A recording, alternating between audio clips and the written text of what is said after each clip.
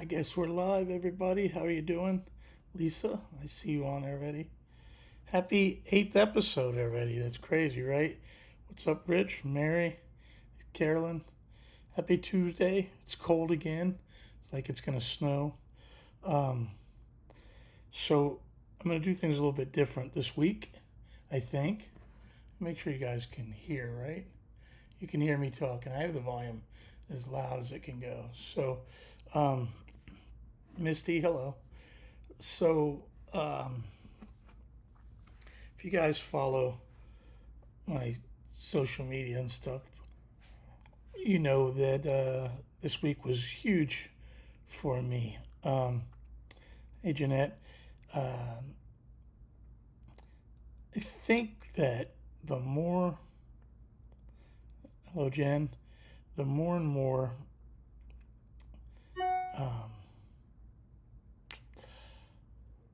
I think doing this on YouTube is what's caused me to open up more and more about the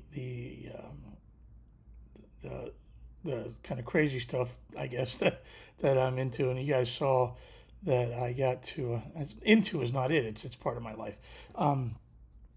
If you guys follow my Facebook, you saw that I had a very incredible good fortune to go to Whitley Strieber's cabin.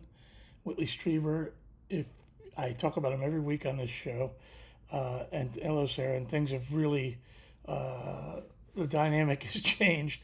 I'll explain more later, but I'm going to actually play a video that I put together to start tonight off with, showing a little bit of text talking about me going into seeing this property in this cabin, and then there's just a few moments that I show video that I think shows something. I showed it to a couple people ahead of time to see if it was worth showing, even because it's very, very quick. It's very quick, but it gave the people that I showed it to chills, and I'm learning to kind of do some production value here. So for the next 2 minutes or so, I'm going to let this video play. There's some text for about a minute explaining things.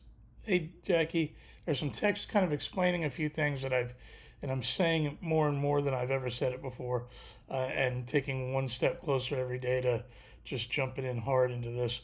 But there's about a minute of text, and then there's about a minute of actual video of my experience Saturday.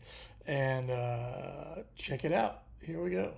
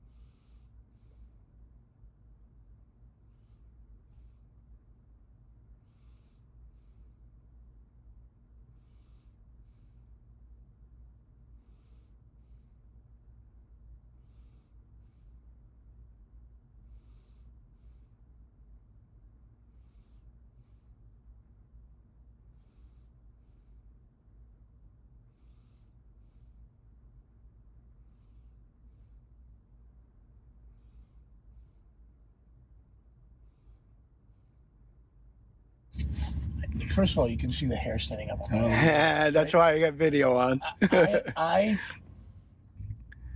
you know, I've never seen this with my own eyes, right? I've never seen this, and it's every inch of it's familiar to me. Like I can't explain what I'm trying to tell you right now. Hold on a second. Just hold on a second. It's weird to see that picture that big. That was weird.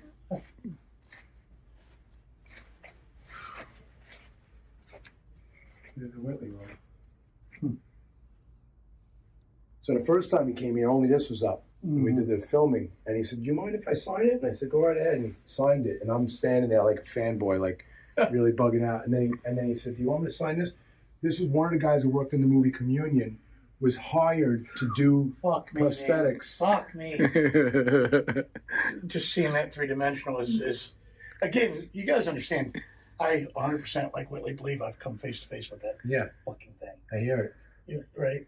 And so seeing that in 3D, fuck. It's bigger than I thought it A line to the north, too. was. Say it again? A line to the north. Yes. Polar points. Stop. Cardinal points. Holy shit. Want to go walk in it? I do. What was your experience like at Whitley Strieber's cabin? I'm still experiencing it right now, right? It's there's a lot. I don't have the words to put it all together yet, but it's very powerful, very meaningful. So I planned the whole time to not be caught looking up at my big screen, and there it was. So I hope that you guys could hear the audio in that, because I couldn't hear any of the audio. But I know there's audio in it, but when I play it back on this device, it doesn't seem to have any audio. But I'm trying to watch in the chat, and I don't see anybody saying anything. Did it play correctly? I have to wonder. And then I want to tell the story, actually, of how this all happened and how serendipitous, or there's some synchronicity to this or whatever. Rob Rush, what are you doing, buddy? In a few weeks, I'm going to start having guests. You better be one of the guests. I thought I was supposed to be a guest on your new show. I thought, I haven't heard from you, though.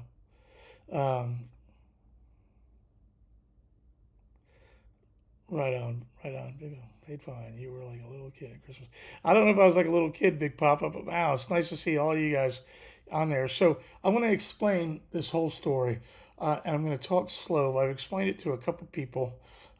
My friend Jackie came into the store yesterday, and I explained this to her. I'm going to repeat some things that I repeat almost every week, but I'm going to say it again. Whitley Strieber wrote the book Communion. Prior to that, he was a fiction author named, his name was Whitley Strieber too. He's always Whitley Strieber. Whitley Strieber. He was a fiction author that wrote a famous book in the 80s. It became a famous movie called Wolfen. And so then these experiences started happening to him, and he wrote the book Communion. And if none of you guys have ever read the book, I urge you to read the book. And he got a lot of flack for being a fiction author, all of a sudden writing what was supposed to be a true story. And I touched on this a little bit last week, and I've been rehearsing in my head how to explain this to you. And I went to see a movie. Maybe you guys have seen this movie called Contact. And it was in the 90s, I guess. It's the only movie to this day in my life that I went to go see all by myself. And that was stuff I used to be petrified to do things all by myself, terrified. And I did anyway. And going to see this movie, I wanted to watch it by myself because I'd read about it. Jodie Foster and Matthew McConaughey were two of the stars in the movie. And if you have not seen the movie, it is about it's about a message that one of Earth's satellites receive, and it's decoded, and basically it's from another alien civilization, and it creates it's a diagram on how to build some kind of device, machine, vehicle to obviously take you somewhere to communicate with them. In the movie, Matthew McConaughey is a pastor, preacher, a man of faith, and in Jodie Foster is a scientist with no faith. And once the government decides that they're going to build this machine and it only seats one person, they have to decide who they're going to send. And there's this should you send a scholar? Should you send a politician? Should you send a scientist? Should you send a poet, a writer? All the different reasons. And they pick Jodie Foster to go. Jodie goes, "Hey, Beth Ann." And when she gets to her destination in the ship, she looks around and she can't find the words. And the greatest line in the movie is, was it written by Carl Sagan or for Carl Sagan, Vaughn? I was going to say that. So when Jodie Foster gets where she's going, the first words out of her mouth are, "They should have sent the poet," because she can't find the words to explain what she's seeing. So if you take that into if you take that into consideration, if another civilization or another species or whatever it is trying to explain themselves, they would want to have someone that can spread the message correctly, right? So I'll tell you this, I was never a big reader, and when I read Communion, I read it straight through, and almost every single book that Whitley has ever written, I've read straight through, no breaks. I remember I received one of his books on Christmas and started reading it at about 6 o'clock one night and didn't realize it until it was 9 o'clock in the morning, and I finished it straight through. And my point is, not only is that it's interesting, but he's able to write this scientific and fascinating stuff in a way that the simplest minds can understand it. So much, so if these beings or these entities are trying to get their story told, why would they not pick an author, a poet, or someone? And someone that is writing fiction has a creative mind that can explain things better. I hear you, Beth Ann, but Moments That Make Us is like 5 pages. I appreciate that very much. It's funny you say that. I remember thinking Moments That Make Us was too short, and when it first came out, there was hundreds of people that said, "Oh, I read it in one sitting," and I felt like I'd ripped all of you guys off. That my book was something that you guys could all read in one sitting. That's why the second book was so much longer. I literally felt like I had ripped everybody off by writing such a short book. But anyway, so my point of this is, in the movie Contact, they say it should have been a poet, and I think that that's why Whitley, if all of this stuff is 100% true, why Whitley would be picked. He can communicate incredibly on this topic with eloquent words and kindness and simplicity. And so it all just makes so much sense to me. Vaughn, I guess I do know it's by Sagan, but at the end of it, the last thing it says is "for you, Carl," which there after the credits. So or at the beginning. So maybe it's because they made it into a movie or whatever. Anyway, if you guys have never watched Contact, it's fascinating. It's not supposed to be real. It's fiction based on what could possibly be true, and it's just fascinating. That's all I can say about that. So moving forward, I want to actually tell the story of how Friday and Saturday unfolded, and it's interesting that that Vaughn's watching. And Vaughn, I'm sorry that I didn't call the next day. It's just today that I can even think about this stuff. But again, I've talked to you guys a lot about my buddy Vaughn, who I hope to be my first or second guest when I start doing guests, which might be in 2 weeks. We're almost there. Hello, Celeste. Um, we're almost there with the hours I'm trying to accumulate to get there. Um, but again, I've known Vaughn longer than I've known Chuck. Vaughn played drums in a band with me in high school. Um, but Vaughn's mind is deep, deep, deep. And when I found out that I was going to get to do this, he was the one person that I called and just told him I was going to get to do it. I don't know. Again, there's synchronicities and a bit of serendipitous stuff going on here that connects me and Vaughn after almost 40 years. And but I called him because he was the guy I wanted to share that I was going to get to do this. Let's leave it out, Vaughn. It was not the greatest name in the whole world, and I don't even know where or why we came up with that name. Let's do both you and me and Bear a favor and leave that out. so, uh, so anyway, I've been writing Whitley Strieber emails since 1987. 88, 89, whenever the first email, like it was the first email I ever wrote when I found his AOL address as soon as there, whatever year AOL came out, within weeks of AOL, uh, that's when I started emailing Whitley Strieber. I've never had a response from him at all.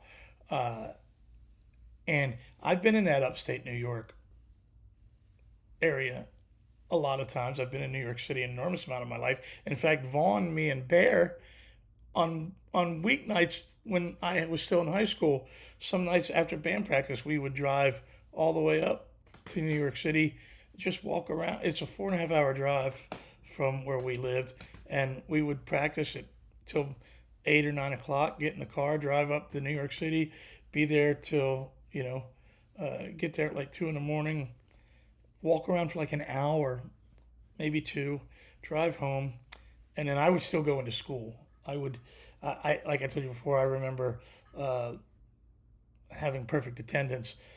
So even though I'd go in late, I could still go in and get counted. so, um, so anyway, I've been writing Whitley all these years. And I also got to ask if Brandy Hubbard's in there watching. If Brandy's in there, I'd just be curious to know. Um, Thank you, Greg. Oh, and this is that part where I have to remind everyone, please hit the like button as many times. I don't know, just please hit the like button. And if you're not subscribed, let's get some new subscribers. I need to get to 1,000 subscribers to make my first goal. So please, please subscribe. I appreciate it. So, hey, Brandy.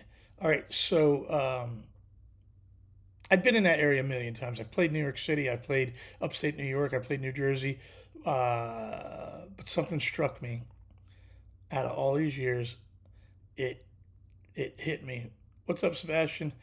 It hit me that it was time to try to go onto this property that was so important to me, my life, and everything. So I put the Facebook message out asking anyone that could help me. And many of you that are watching right now, I was overwhelmed by the I want to say about 100 different people were trying their hardest to help me. And what most people did was just start searching the area in Google Maps, which makes a lot of sense. But there was a lot of I don't want to say misinformation, but a lot of confusion. Some people say it was in Pine Bush where Whitley lived. Some people there's like 4 different towns where they say this cabin was, and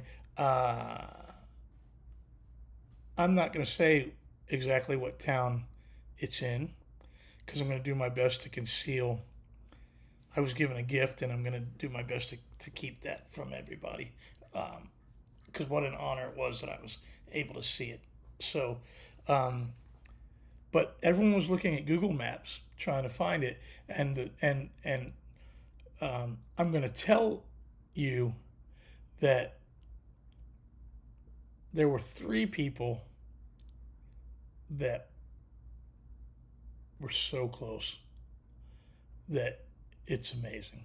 But the truth of the matter is, on Google Maps, all those cabins look the same. Like, it's not one cabin; it's in a neighborhood in the mountains, and all those cabins were built in the 70s and the 80s, and all cabins look alike, right? So it's hard to go from the air and go, I think this is it, because there's really only two pictures of this cabin um, that really exist, that are authentic pictures, that and they're taken at an angle that are not very telling unless you're looking straight. Anyway, um,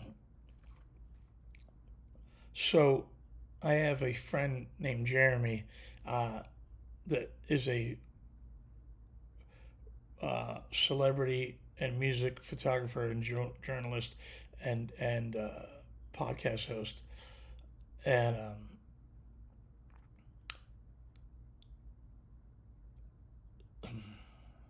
there's so much to the story, and so much of it's funny and important. There's funniness to this too, as much as there's power, and and oddness. So we're me, Chad, and Dean are performing at Dingbats, which is a real famous club in Clifton, New Jersey, where everybody plays at. John Bon Jovi's been in the place. And so um, we're eating dinner across the street at the restaurant that the bar owns. There's no phone signal in this bar. Um, like every once in a while, a text will come through. If you guys have ever been a place where you have no signal, but every once in a while you look down, there's a text. And I'm eating dinner with Eddie Trunk. I'm having a great time, and me and Dean and Eddie and Chad. And I'm frustrated. I got no phone signal. I'm moving my phone around. This text message comes through. Hey Pete, I know you don't answer your phone, but when it rings, fucking answer it. Message is short and simple and clear.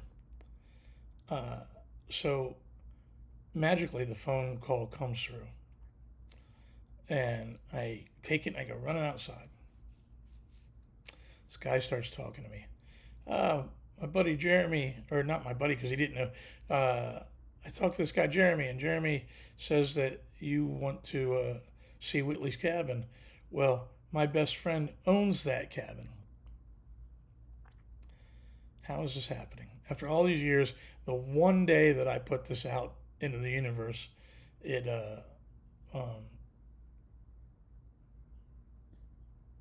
it's going to go down. So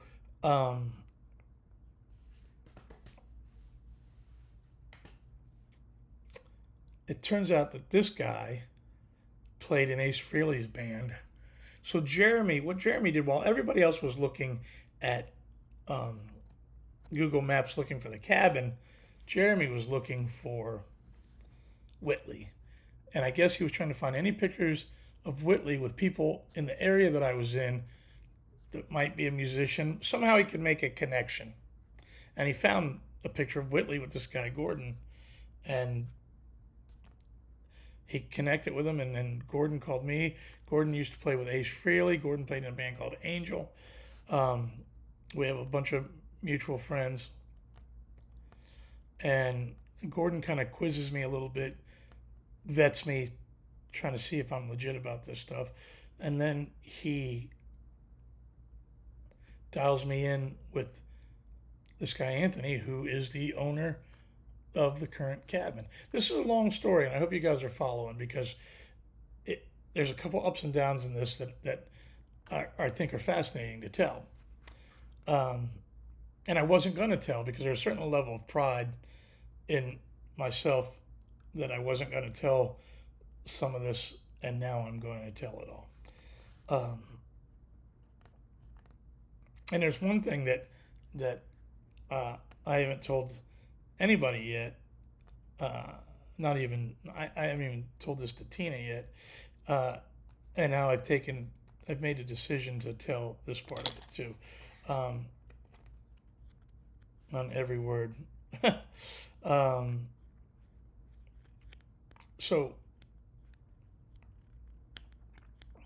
the guy Anthony gets on the phone, and he says, "So, are you into all this alien shit?" And I don't know how to take it. I'm kind of like, "Oh man, what is, you know?" But it turns out he's a wonderful human being, and he's very aware of the world he lives in. He's very aware of what he has, and he's into it. So he, I say, "Well, Anthony, I'm going to tell you the same thing I've said my entire life, the same thing that is published in my first book, same thing I said in the video I showed earlier, that uh, whatever it is that makes people think that this happens to them, there's millions of us, and it happens to me. And it could be my imagination. Uh, it could be, if you guys know anything about Whitley, like people thought he had temporal lobe uh, epilepsy because that causes these kind of hallucinations. The one thing we do know is that it's not drugs because I don't do any drugs, so it's not hallucinations. Whatever. Um, and for those guys that don't know, my very first experience was when I was 5 years old. The very first time that I thought anything happened to me, and it's incredibly vivid memory to this day. I can feel it like the cold on my hands right now. I was 5 years old. So, Anthony, I guess I say the right things to Anthony. And he says, "Well, I'm a night guy, and you got to play tonight. When would you be done?" I said, "Well, I play at 10. By the time we pack up, 1:30." He goes, "So if I met you at 2, we could drive through the night and go up there and we'll see this." And then he goes, "Well, it's Valentine's Day. I should probably stay here with my wife. I know you got to play, but keep watching your phone. And if I can make this happen, I'll meet you in the morning, early in the morning, and we'll go to the cabin." I just can't believe it. I just, and in a lot of ways, it's a sense of relief. I say this is a bucket list thing, but this is different than a bucket list thing. It's something different. It's bigger than a bucket list thing, you know. So I'm about to go on stage. Have you discussed your thoughts on Andor season 1? Greg, I will tell you this. I don't mean to. And I shouldn't read that to after. I loved Andor. I thought Andor was some of the best Star Wars there ever was, and I think season 2 is going to take us right to Rogue One. I think it's going to be great. Let me jump back to this, but thank you for asking. So I get ready to play, and I look down at my phone, and it goes, "Well, we're all set. Send me the address to your hotel. I'll meet you at 6 a.m. So that's exciting. That's all I can think about while we're playing. And I go back to the hotel.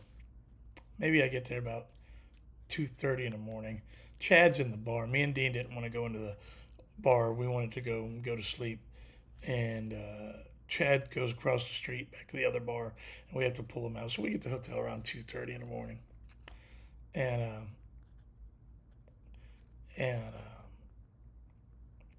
I try to sleep. Obviously, I can't sleep. I set my alarm for 5:40, and this is the one part of the story. And I wasn't keeping it from Tina. I wasn't not trying to tell Tina.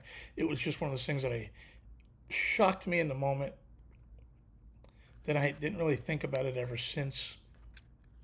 And then I remembered it as I was writing down notes about things to talk about. I set my alarm for 5:40 in the morning, and my alarm goes off. I shut it off, and I hear another alarm going off. The hotel clock alarm went off at 5:40 in the morning. So is that divine intervention? There's a million times I've been in hotels where the alarm clock in the hotel goes off. It's annoying. Someone sets it, they don't turn it off, it goes off the next night, blah, blah, blah, blah. It's incredibly not uncommon. But the fact that it went off at 5:40, like literally there was nothing, my alarm goes off, I shut my alarm off, and this alarm's going off. And it's also weird that I blocked it out of my head for a couple of days, thinking how weird it was. So But is that a sign, or is that complete? Um, what do you call it? Coincidence. I don't know. So anyway, uh, I get up and I brush my teeth and I try to put myself together a little bit, and I get a text that Andrew's out here waiting for me at this hotel. And then all of a sudden it occurs to me that I'm about to get into a car at 6 o'clock in the morning in a dirty part of Jersey with two complete strangers. I know one of them played in Ace Frehley's band, but I don't know him. Did they do enough research? People do enough research to freak out, and was it all a joke, or were they going to kill me? All of a sudden, this hits me pretty hard. I tell the guy I'll be out in 10 minutes, and it actually takes me about 20 minutes to go out there. You know, so I get in the car, and it's only Anthony. It's not Gordon. We're going to go pick Gordon up because it just made sense timing wise. Both these guys live in New York City, and we're heading up the mountain, upstate New York. And so as soon as I get in the car, he's alive. Or not Gordon, Anthony's alive. Anthony's talking. And he's talking about the house. And it turns out that the house called him. He says the cabin calls people. And it called to him. He's a fascinating guy into archaeology, into all kinds of things. Just a wonderful guy with an enormous amount of energy. And he's just telling me all the story. And what happens while he's telling me the story is something that I had never taken into consideration. I don't know if this stuff was in Whitley's books and that I didn't ever pay attention, but the mountain that this cabin is on,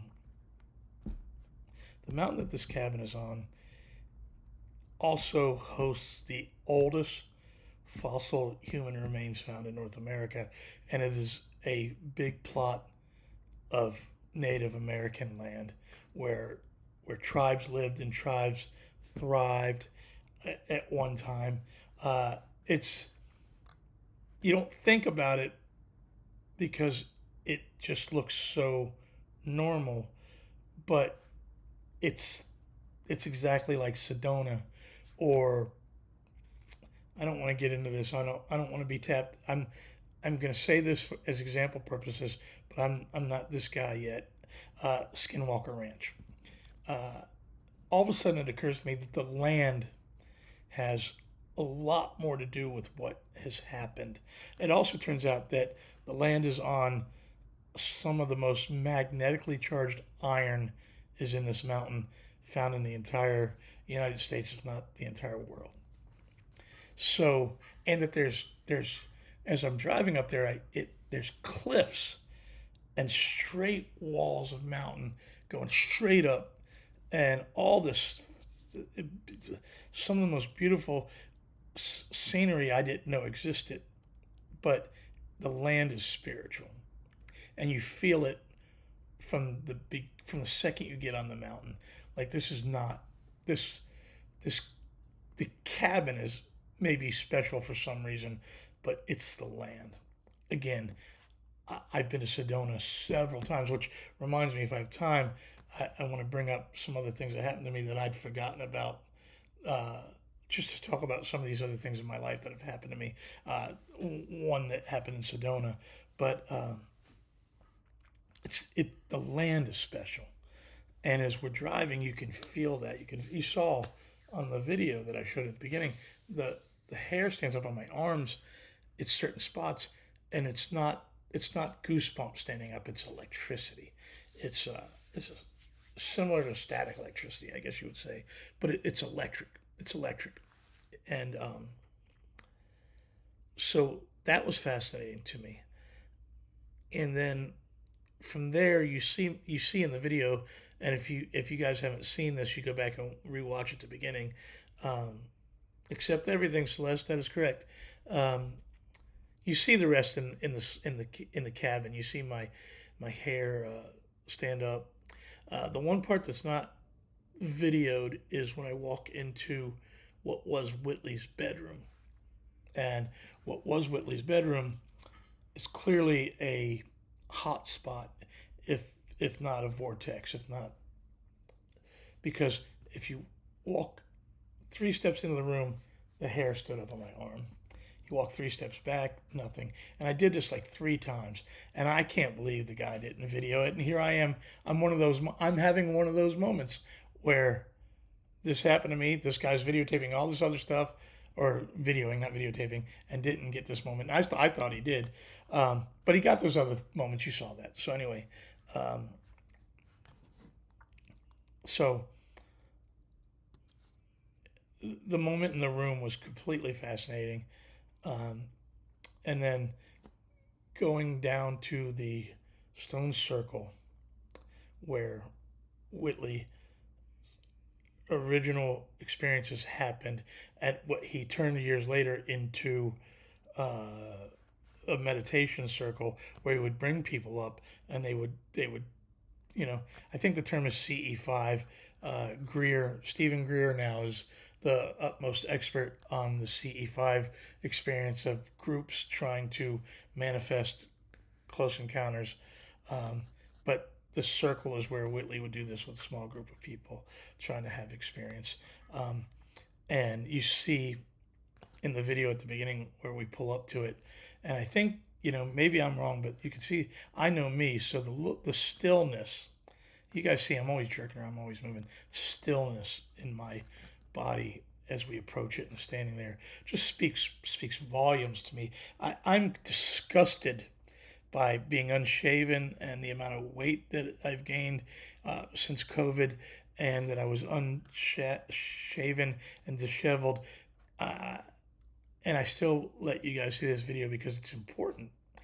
I don't know who it's important to, but it's important for Whitley and for anyone that doesn't want to talk about what's going on. Now's the time to talk about this stuff. Here we are.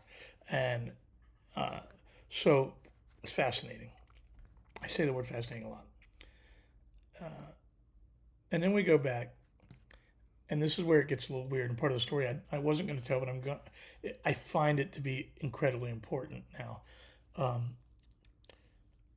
When we're leaving, Anthony gives me a signed autographed copy of Whitley's book Communion. I have the paperback and the hardback somewhere. I have that stuff from when it first came out. But a signed copy, everyone loves that kind of stuff. But when he opens the closet, he's got like 100 of them in there. And in that room that Whitley used to meditate, now he has all these the posters. You see me walk in, and it's now, he calls it a museum. It's more like a shrine. And Whitley comes to this cabin, by the way. Whitley is friends with Anthony, comes to the cabin, brings people there still, rarely, not all the time, rarely. Whitley lives in California now. And there's another part to that story that I need to explain. There's actually 2 cabins.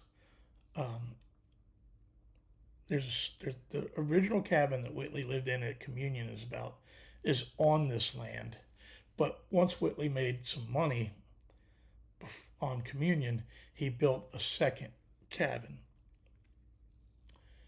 and I knew that, and he talks about it in his book Transformation, and in Transformation he talks about the new cabin.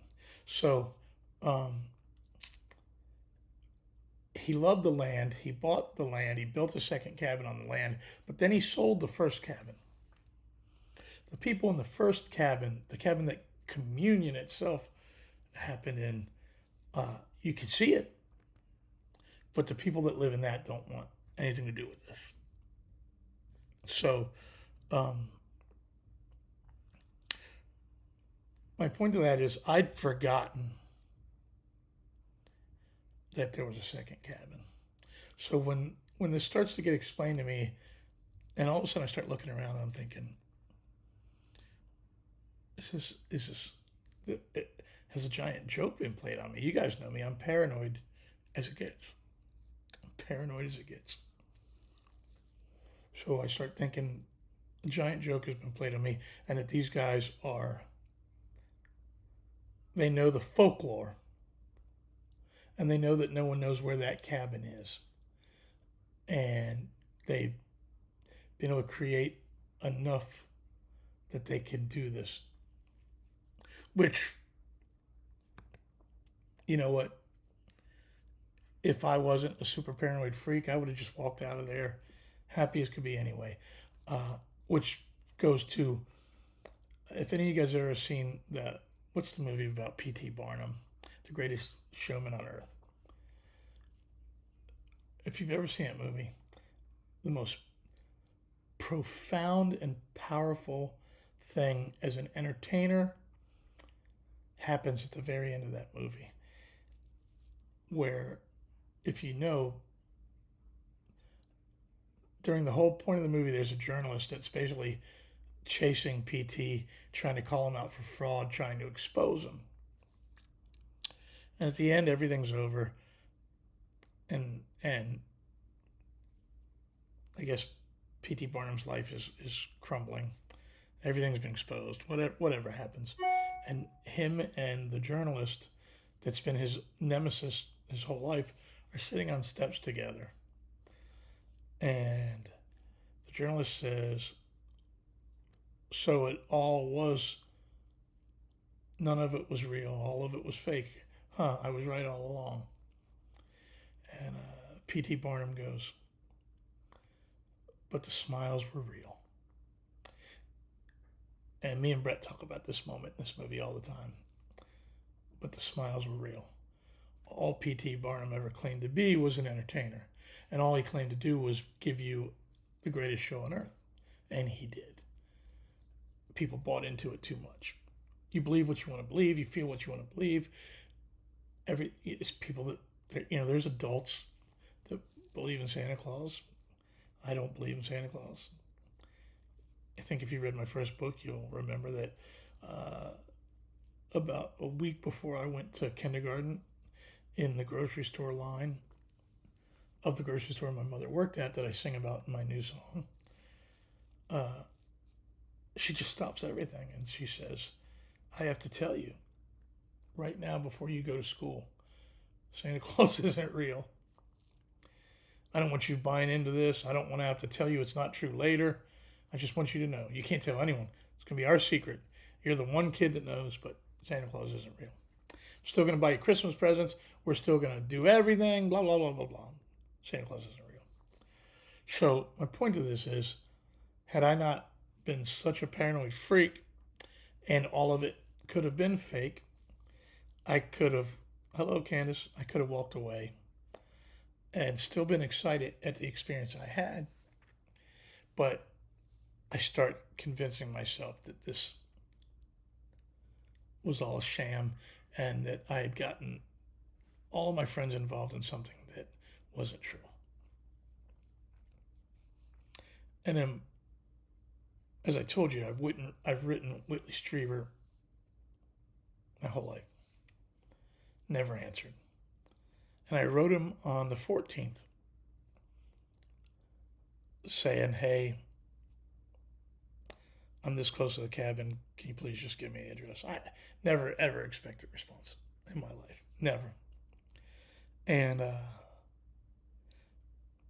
had a 4-hour car ride home in silence. Dean driving. Chad flew home. 4.5-hour car ride. And all I can think is I just wasted. I left Dean sitting in a hotel room in New York by himself, or in Jersey, for 4 hours by himself. I just thought this whole thing was a fraud. The guy had a closet with some books in it, posters on the wall. All of a sudden, it just didn't feel as pure. I get home and I open my email, and there's an email from Whitley. I'll read it. Let me pull it up. because, like a child who got a fan letter from Ace Frehley at 52 years old, I've read this email chain 100 times since this weekend. Um, Hold on a second.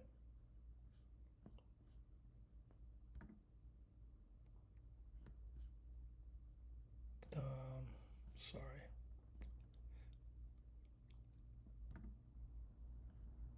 Here it is.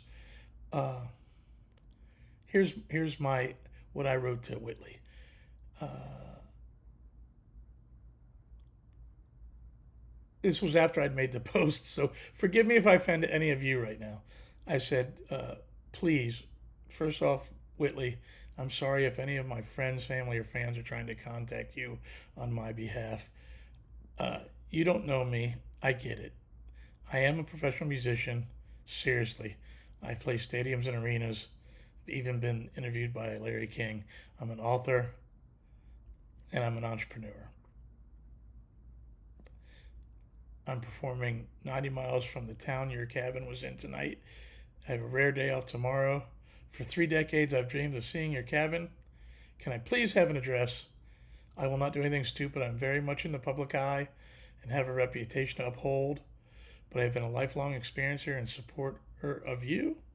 I guarantee between my podcast and just my word of mouth, I've helped you sell a handful of your new book, which is great. Please consider. That was February 14th. And February 15th, I get an email. The cabin doesn't belong to me anymore. The owners wish to preserve their privacy, so I'm just sad to say I can't help you here. My heart sinks. I was had. That's all I can think. That's all you would think. That's all you would think, too. So I respond to him. Interesting. Well, after making a social media post yesterday, I was contacted by these two men in this picture. I sent him a picture of me, who took me to, and I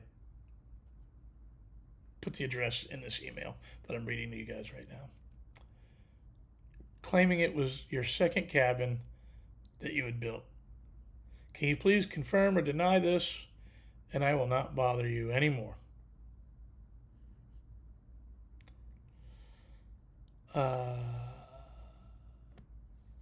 So instantly after that, how marvelous. Of course I know them well. Anthony on the right is the owner of the cabin now. I'm so very glad this happened for you. My hands are tied, unfortunately, but in the future, I'm going to copy Anthony on a request like yours. I feel remiss in not having done so.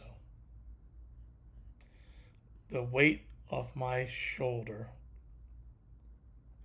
that I had not been had was the greatest feeling I've ever had in my life. So then I write another email. Thank you for confirming. Had an incredible experience. Anthony was super kind. Met me in Jersey. Drove me all the way up back. He says he's going to talk to you about me and my story, and that he thinks you might be interested, as it's incredibly similar to yours. I cannot thank you enough for Fourth Mind. For 20 years, I've tried to explain the bodies of scuba suits in countless podcasts and conversations, and I over-explain it and overcomplicate it. In one sentence, you say it flawlessly. And then I quote him in the book of his book, to which he says, I think they must normally exist in some other state of being, and that they use bodies to enter our reality as we use scuba gear to penetrate the depths of the sea. And then I say, also, I don't know why I never realized that you fell into a dark period of financially, and that it had anything to do with the episode of South Park. Maybe you were a superhero to me, and I didn't want to know. But man, I've seen a few podcasts where you talk about it lately, and it breaks my heart. You're a hero and a leader to an army of people who just don't know or have the balls to communicate the way you do. I, for one, am learning. Nothing is more true and powerful than your concept that disclosure needs to come from us, not the government. If there's anything I can do, ever do for you, feel free to text me. During the time I'm writing that, I get a screenshot from Anthony now of Whitley texting him, thanking him for what he did for Pete Evick. It was very nice of him to do that. Then I get an email back from Whitley. Would you like to do a Zoom at some point next week? I have time next week if you'd like to. I think we might have a fun conversation. Anthony says, you're really cool. And then we communicate a little bit more. So that's how that all wraps up. After 36 years, I'm now in contact with Whitley and ready to fight the fight with him. Ready to fight the fight so much that if it's time to leave the arts behind to do this part of my life, I'm prepared for it. Because this is important. It's the time. And it's the last 4 days have been complete game changers for me in ways I can't even explain. But I think you guys are seeing this, you know. So that's the story of the Whitley Strieber cabin. Oh, by the way, there's a movie called Visitors that was put together in 2023 that I had never watched, that has Anthony in the movie, and it has Whitley in the movie, and it's filmed at this cabin, and it's the first time Whitley has been back, I think, in 20-some years to the cabin.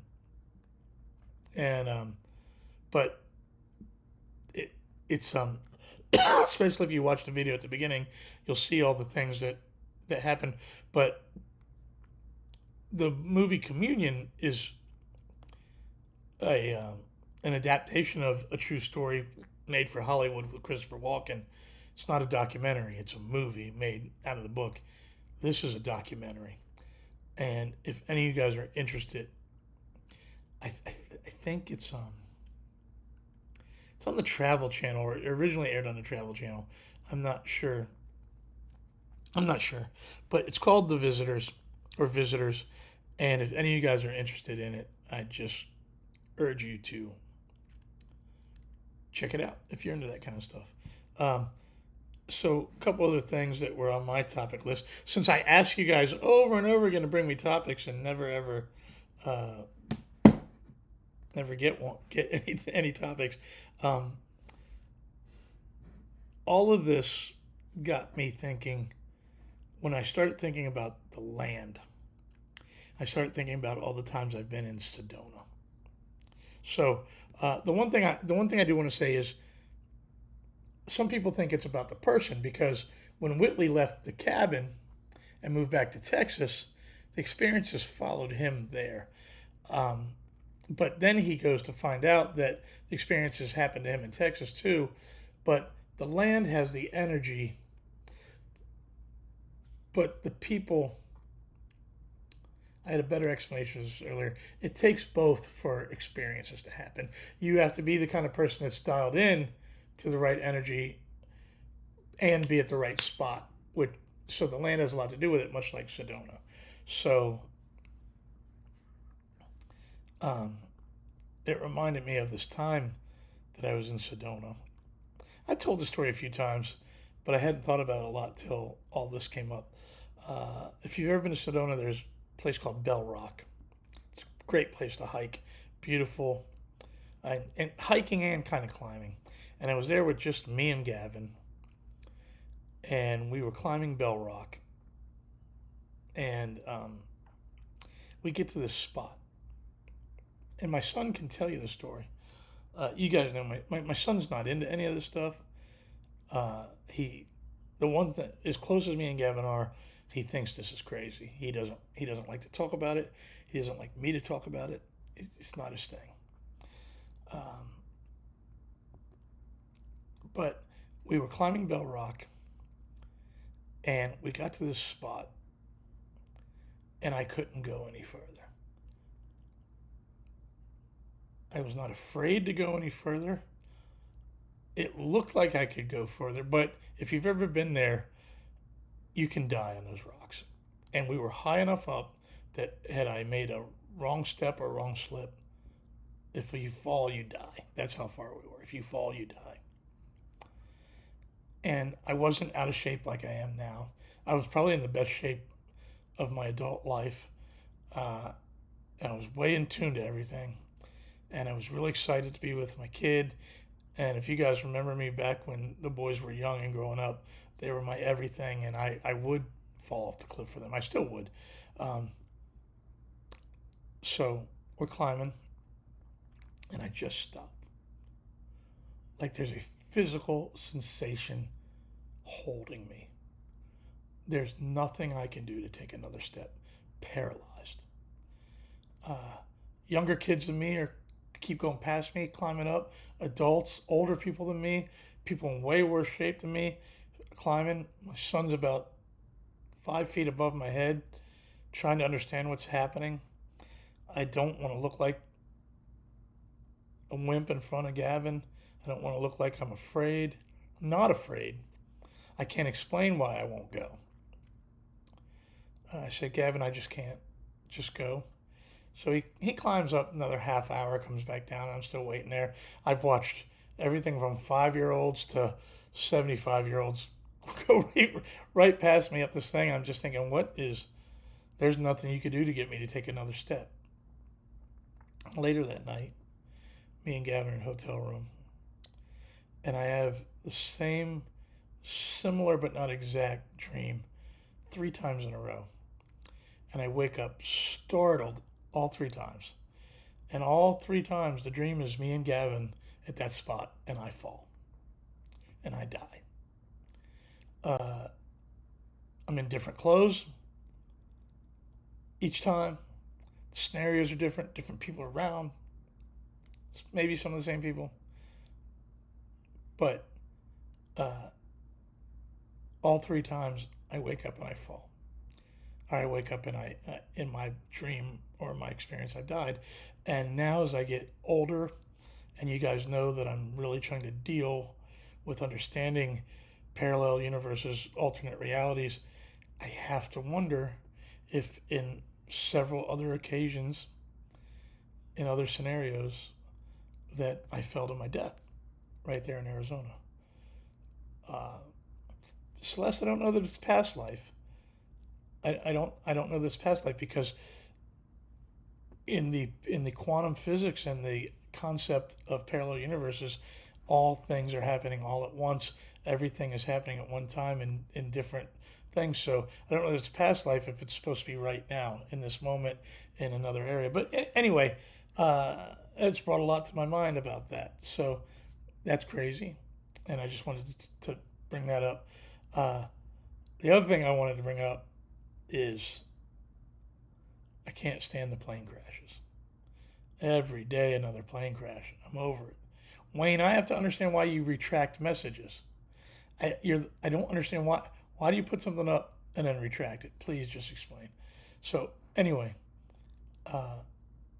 this plane. How did that plane turn upside down in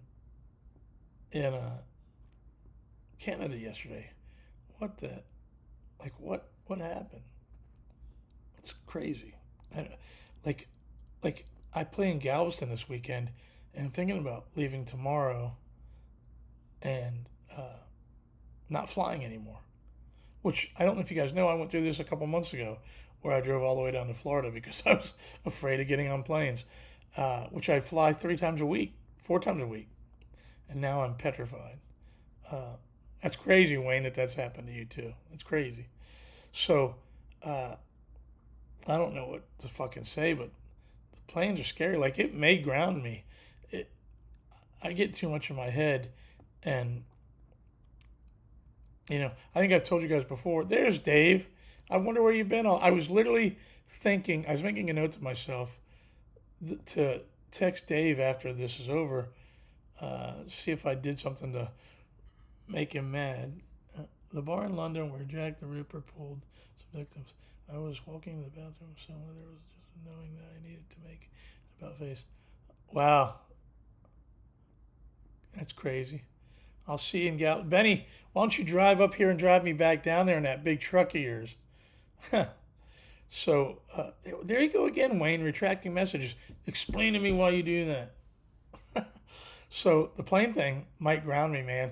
I've told you guys before, I think, that I get on Brett's plane and I look at the pilot every time and I say, "Don't make me famous today." And it's because Randy Rhoads, Stevie Ray Vaughan, and Buddy Holly all died on those planes. That's guitar players get famous by dying in little planes. I want nothing to do with it. So just what's going on with the planes. What do you mean you had nothing to add, Dave? You have something to add every day. You always have something at least funny to say. Uh, so yeah, the plane stuff scares me. And then the last thing I want to say now I know Brandy's on. Uh, I asked you guys all to check out Bashar, and if I do get to chat with Whitley this week, Bashar is going to be one of the guys I bring up because I know he has to know of him traveling in these circles. And Brandy brought up a huge point. Is why would an alien let a human being charge money to speak to him if the message was of this celestial awakening? So it's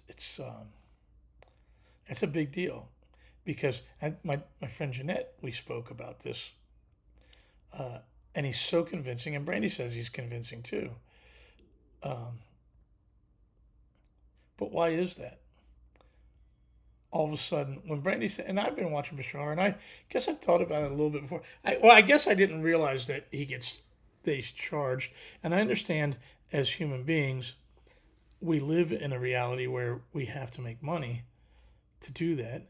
Why do I charge people to watch me play guitar when that's spiritual too? That what I'm doing is giving you guys a gift of music. Why do I charge? Well, because we live in a world where we have to make money. So if we can make money somehow, I understand that part of it. But I don't know why an alien species that is multidimensional would let that happen. I have to agree, and I have to agree, and it's something heavy to think about. Why did Dave say plane crash? Did another one crash? So the Bashar thing, I want to thank Brandy for bringing that to my attention. Crazy. If you're watching now, please, 40 viewers at one time. That's awesome. I think we had 40 last week. Maybe we can get one more and I can beat my record. Everyone that's on here, stay on and just wait for one more person to come on. No one jump off. If you haven't already, hit the like button. It's important. Hit the subscribe. Please help me get to 1,000 subscribers. Dave, are you telling me there's another plane crash? Just say yes or no. Like a plane crash that's happened while we're talking.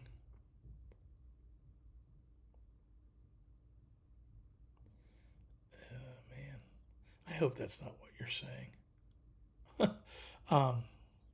And then the last thing I wanted to tell you guys, if you saw my post today, I'm more excited than I've been in a long time with Shining Soul. I've always wanted to offer a product like a $10 product. Never been able to do that. Wayne, Tina's a giant Edgar Casey fan and a giant Edgar Casey study. Humongous. I know of him. I don't know I'm a fan of any of these people. But I'm a study of all of these people. So back to Shining Soul.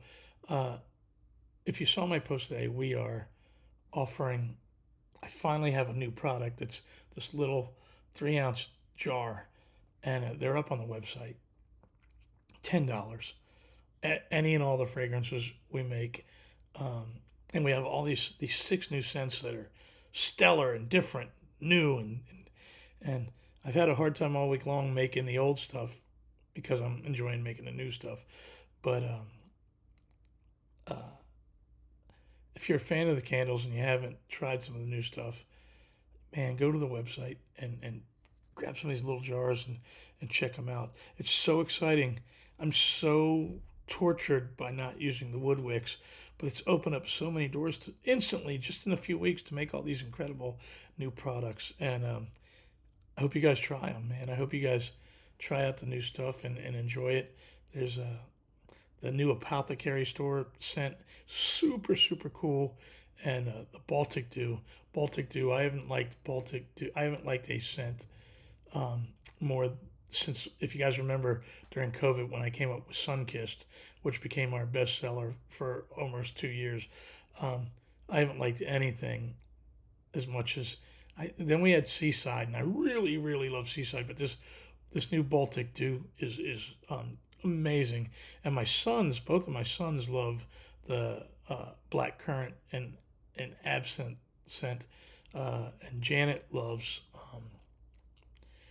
Apothecary, and so Homes by Leanne. So anyway, I don't mean to try to sell you on it, but I'm proud of the new candles, proud of the new products, and if you guys support it, I'd love you guys to just check out some of the new stuff. And this was a long one tonight. This was therapy for me. This was different than trying to entertain. You guys helped me because I had to tell this story, and I had to tell this experience, and I had to talk about it with people that I thought would listen and might care. I've weaved in and out of this my whole life. Put my foot in the water, and now it's more than ever. I'm going to go full throttle. I probably tell anything anyone wants to hear about anything I know. I'm going to try to be more in the public eye, and I might be ridiculed. I might get blacklisted. I might get fired from the music industry. People might not buy candles because they think I'm crazy, but it's a crazy world right now. It's crazy. And there's a quantum computer owned by Google that was shut down because those people think that computer is tapping into other realities. That's a fact. There are scientists and scholars and billionaires that think the computer is tapping into multiple dimensions. So here we are. We are in the future. We are in science fiction, and I've been haunted by myself my whole life, and so I'm going for it. I'm letting it all hang out, and I'm going to talk about this, and hopefully I can help people.